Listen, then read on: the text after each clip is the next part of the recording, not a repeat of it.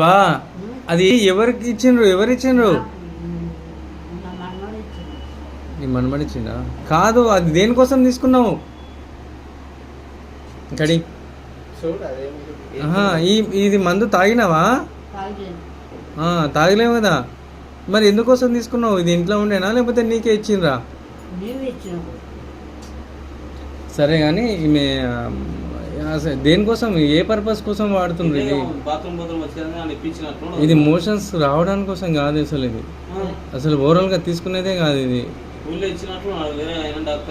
ఆయన ఇప్పుడు ఆయన ఇచ్చిండా లేదా పక్కెట్, ఇది వేరే పర్పస్. అంటే దెబ్బలు తాకితే ఐడిన్ ఇది అంటించుకోవడానికి, పుండ్ల మీద క్లీన్ చేసుకోవడానికి, డ్రెస్సింగ్కి పనిచేస్తుంది ఇది.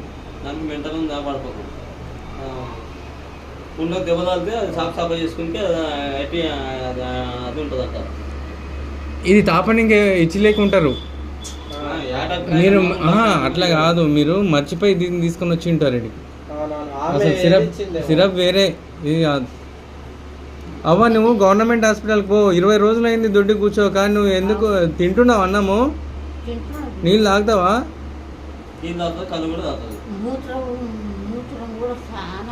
నువ్వు ఒక పని చేయి, రేపు పొద్దుగాలని గవర్నమెంట్ హాస్పిటల్ తీసుకుపోయి అడ్మిట్ చేయండి. టెస్టులు చేపిస్తారు, అన్నీ చేస్తారు. అవసరమైతే ఎనిమా ఇస్తారు. మోషన్స్ క్లియర్ రానికే లోపలికి నీళ్ళు పంపించి క్లీన్ చేస్తారు. ఇది అట్లా వేసుకునేవు, ఇది తాగేది కాదు ఇది.